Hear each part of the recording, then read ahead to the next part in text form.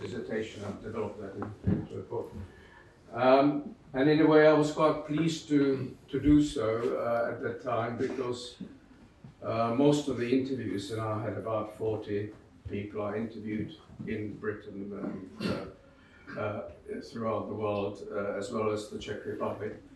And quite a few people passed away since then, like Richard Horton and Zaha Hadid and Richard Rogers, and several people in his old sort of student colleagues passed away, like Pavel Bobek and others in the Czech Republic. So I managed to catch all these people before they disappeared, and I was quite pleased, because then it made the whole book much more sort of encompassing. And the whole structure of the book is basically not just me being one sort of voice, but I attempted to collect these memories and interviews to give a sort of kaleidoscopic format to the book. So it's not one view of Jan, but a view of other people, his partners, his colleagues, photographers he's worked with, model makers. So there is a very sort of comprehensive picture of Jan, which I hope will be better than just having one point of view.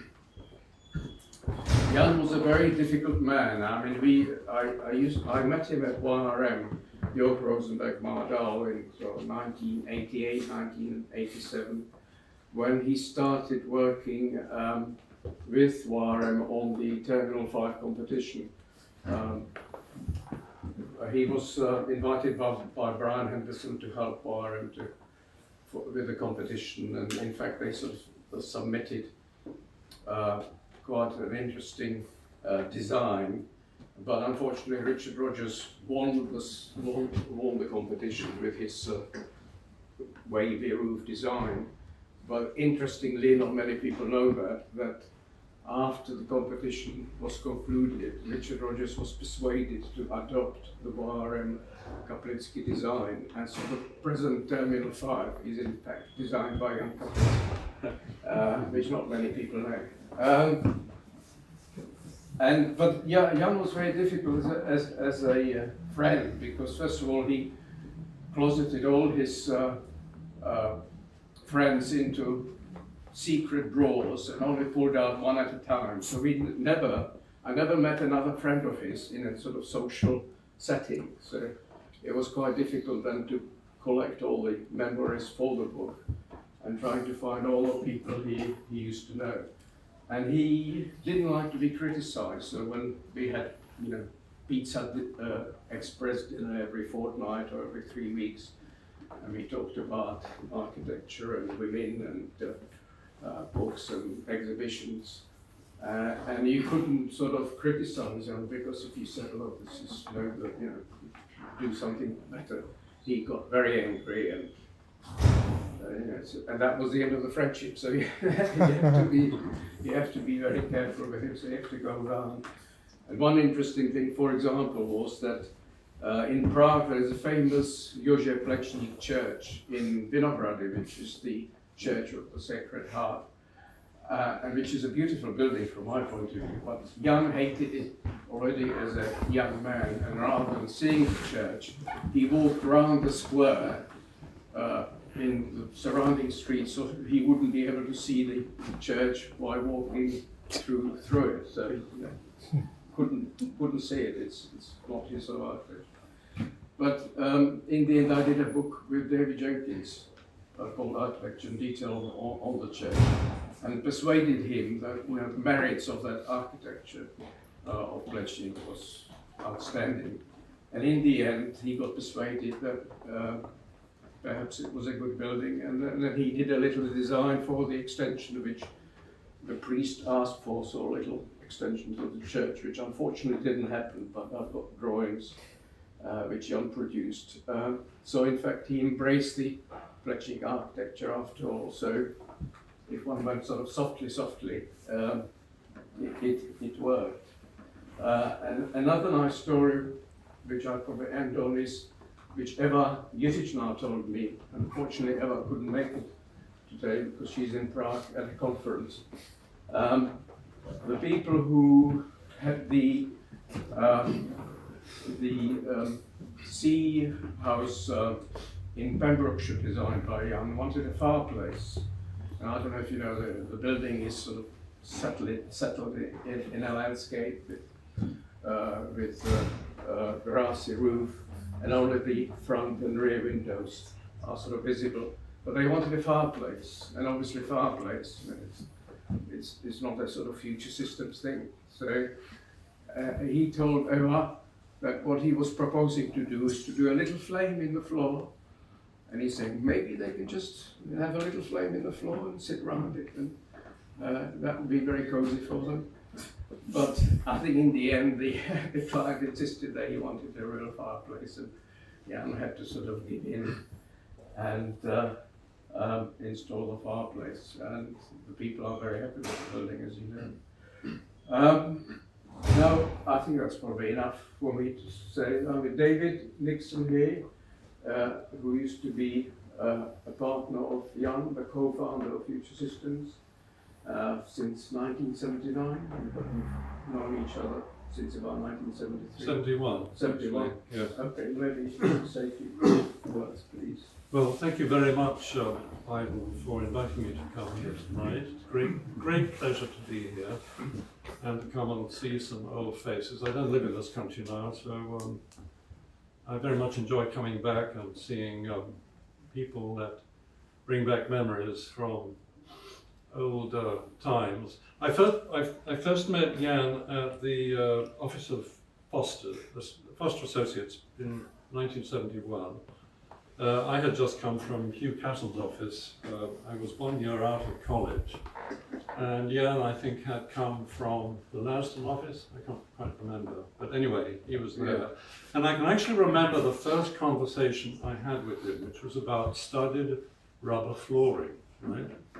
Because he had just put black Freudenberg flooring, rubber flooring, into his flat in St George's Field. Yeah.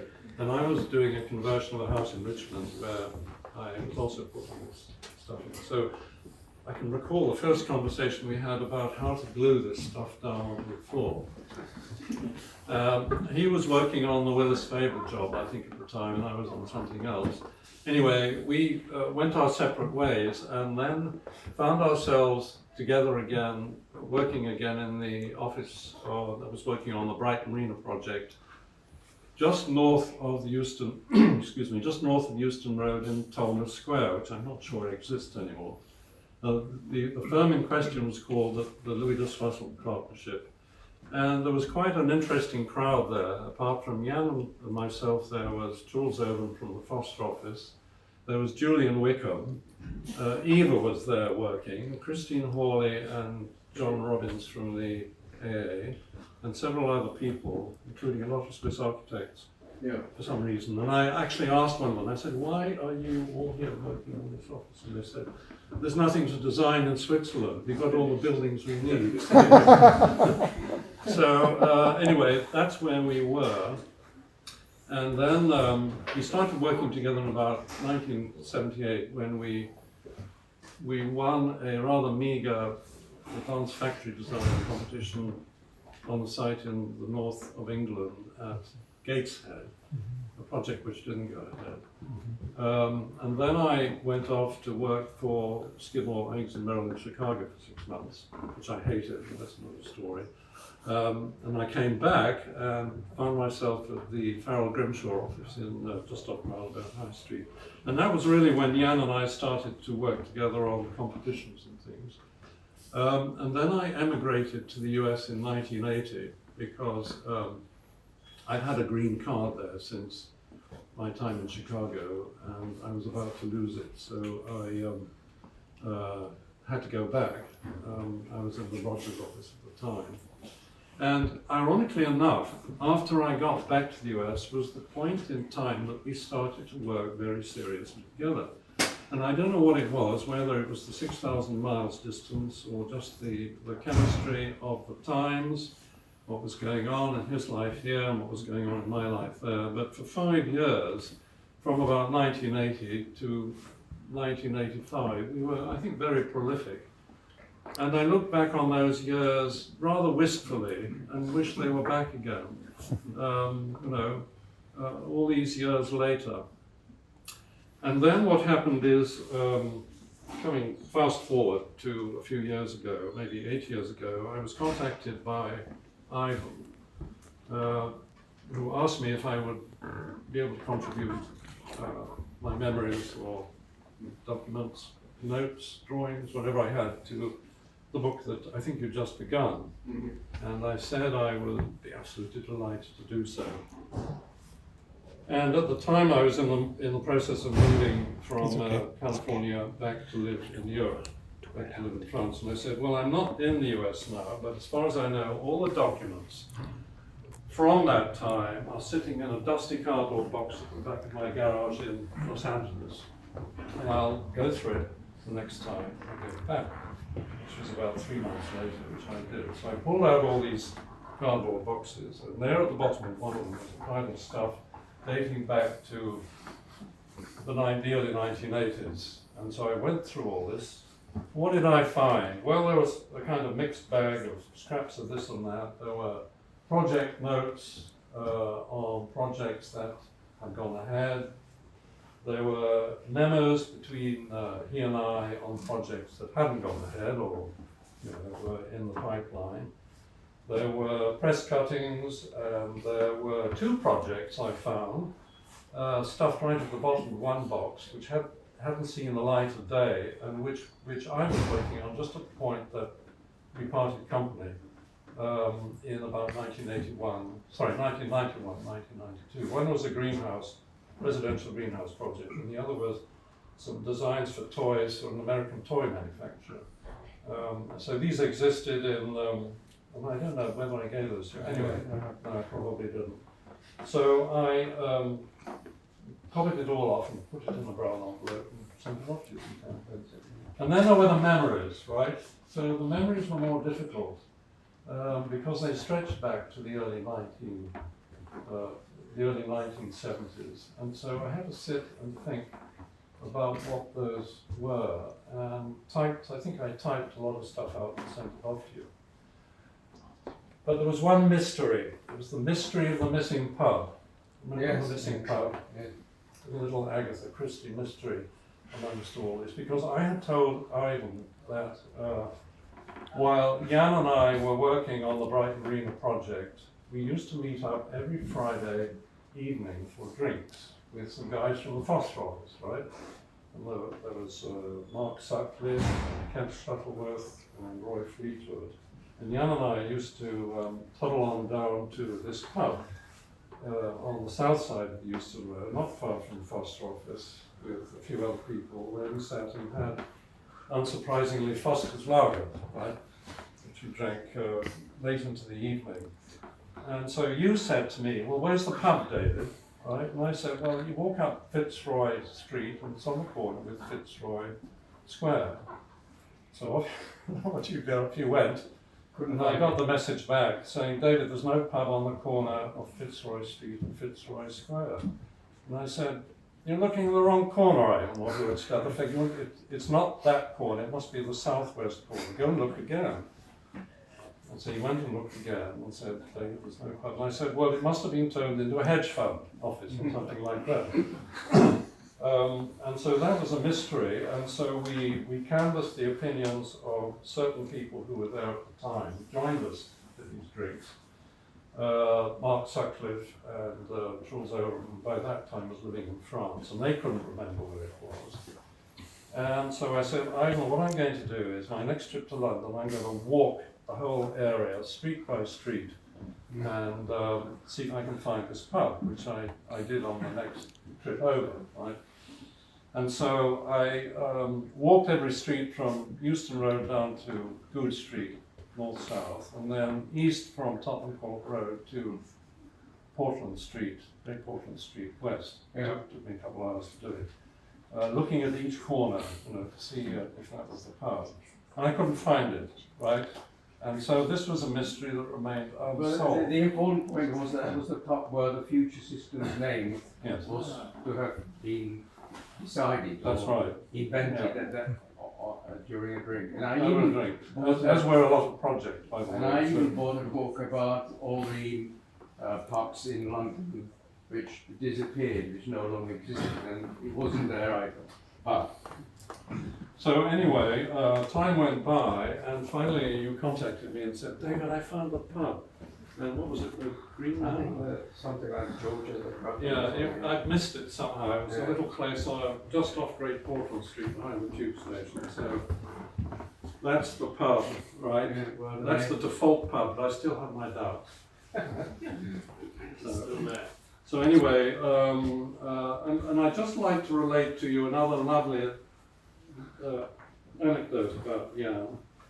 In early 1985, my mother had to go to hospital here in London for major surgery. And I was unable to get over because my wife, who was over there, had just given birth to our daughter. Hello? In March, and she'd had a rather rough time of it, didn't you? Yes. And so I was needed at home to put out the dirty nappies and wash the bottles and all the other stuff, you know. And I couldn't get over to help my mother to see her into hospital, make sure it was okay, and then see her when she came out again. And Jan said, would you like me to go? Would you like me to go in to see her? And I said, yes, please, that would be absolutely wonderful. So in he went to the hospital, which was the King Edward VII Hospital in Beaman Street, I think. And there she was in bed, a couple of days out of surgery, and so they had, by all accounts, a very good chat. And then about halfway through she said, God, I could do with a drink, right? And Jan said, would you like me to bring you something? And she said, yes, please, but don't tell the nurses. So off he went to presumably the local off license in Alabama High Street or somewhere, and bought her a quarter bottle of vodka, which he surreptitiously smuggled back in through the front door of the hospital, up to her room, and she stashed it away in her handbag. And that story, that full story came to me from my mother some months later when I was over here. Now Jan had told me that he wanted to see her, but he didn't mention the vodka bottle. Okay. So that was, I think, an act of enormous kindness, and she never forgot it, and always referred to it until she passed away towards the end of that year. And I don't know, did that story make it into the book? Or? No, No. Oh, Okay, well maybe that came back recently. we'll put it in the next Yeah. edition. Anyway, I've said enough, and I just want to say congratulations to you for publishing it. Congratulations to Eliska. Congratulations to you. It's a tremendous achievement to publish anything these days in the way of a hardcover book, and I look forward very much to reading it. Thank you. Thank you very much. There's Andrew Sedgwick, who is the client, Future Systems client of the first house, Jan and among that design in Britain, so maybe Andrew. Thank you, Ivan. you could say a few words. I didn't meet Jan initially as a client. I was a young engineer, building engineer, that's still what I do, at Arup here in London. And I was introduced to Jan probably 1988, 89 by my bosses at the time, Peter Rice and Tom Barker. And I suspect they probably got to know Jan at some point in the early days of Boberg. I think Jan didn't do the full 9 yards on Boberg, but I think he was quite instrumental early on. Anyway, Tom and Peter got a call from Jan about the Bibliothèque Nationale competition in Paris, and I was brought in to help out. And as many of you will know, that amazingly, an office of 2 people came second to Dominique Perrault, and just a whisker away from a major breakthrough in 1989. I was a 29-year-old young engineer, and my wife and I decided, rather extravagantly that we would move out of London, find a piece of land, and find an architect to build us a house. And you know, perhaps rather ambitiously, I called Jan and said, you know, not would you like to, but would you like to be considered to? And because we're doing a little competition, or you know, we're interviewing a few people. And I was really surprised. Jan said, and this was just a year or so after Bibliothèque Nationale, we have no work. We have literally nothing to do every day, and I would be delighted to design a house. And Jenny and I decided, even though we talked to some other interesting architects, we'd always wonder, what would it have been if we'd gone ahead with Future Systems House? So yes, on a very, very meagre budget, Jan designed us a lovely little house in Berkhamsted, in the Chilterns. And it's where we live today. And to be honest, it was a delightful process. We wrote a brief. He completely ignored it, but you know, as soon as we saw the first sketches, it just worked on the site so well. It's a gently sloping site, and it's sort of cut in, and so it's highly glazed at the south and cut into the hill at the north. Pretty modest. And I suppose I was quite amazed that Jan really knew how to build things. That he drew he personally drew the whole house. The plans, the sections, but the 1 to 5s, the 1 to 2s, the 1 to 1 details of exactly how the gutter met the facade and all of that. And recently,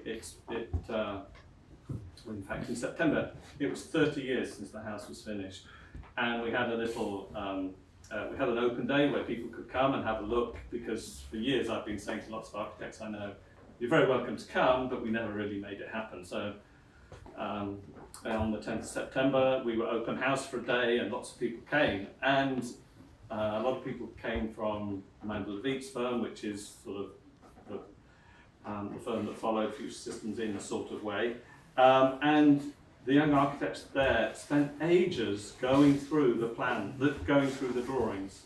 Fortunately, when Amanda moved office a couple of years ago, she found the roll of original drawings. So these are ink pen on film, and you can see every correction because there's a little scratch. And you know, there's about 20 sheets in all.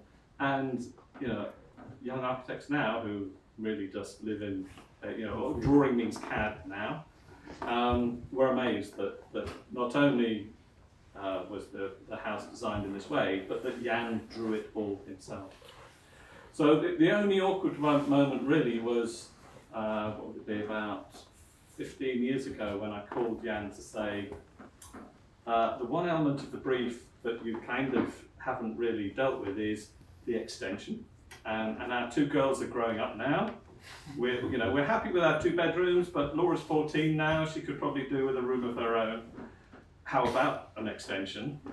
And he was kind of, I'll design you a new house. You know, go and, that house is finished. Go and buy a new plot of land and I'll design you a new one. But we didn't. So we did a kind of a copy extension. So, and Jan never really asked me about that. But I did say to him, when Laura's grown up and gone away, we'll knock it down and we'll just go back to the original house. So Laura's 29 now, so if I'm going to make good on that, I really need to think about it hard. So anyway, that's my little reminiscence as a client of Jan as well as a collaborator on many projects.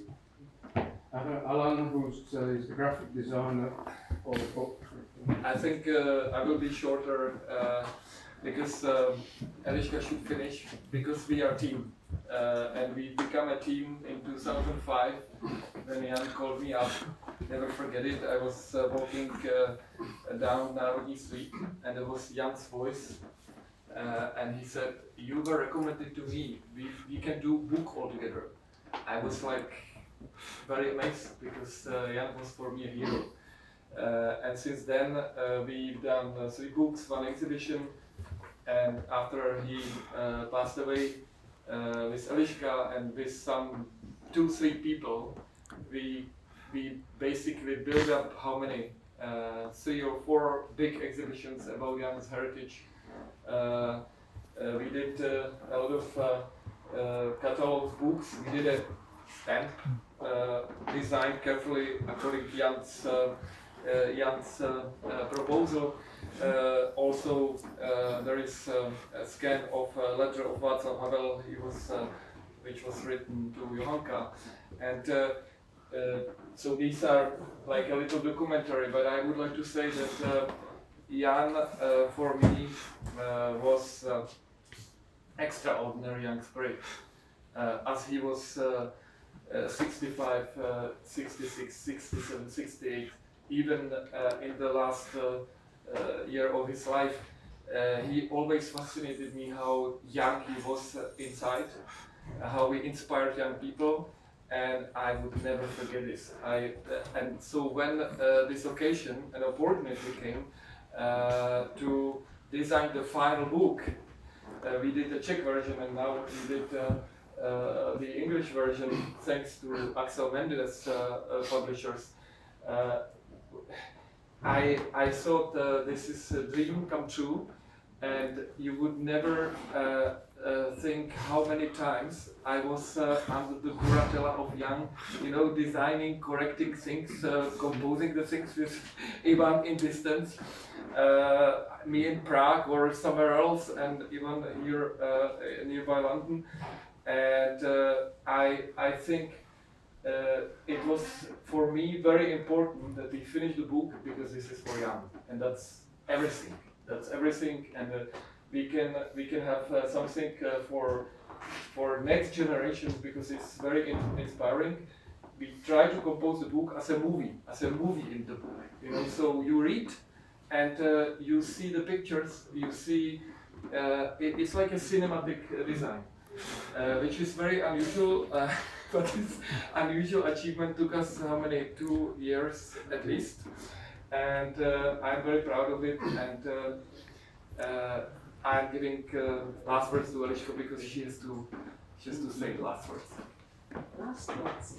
So important person here. They answer each. Yes, come on. He's another client. Oh, right. You can say something about the flat which has been destroyed. Yeah, so he's very important. You had a flat, and you are living still in the house.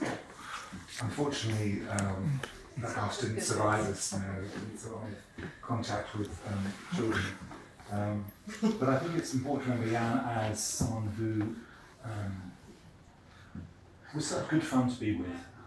He loved gossip, he loved talking about his work. He wasn't only an architect, he was a person, and I really hope this book does that.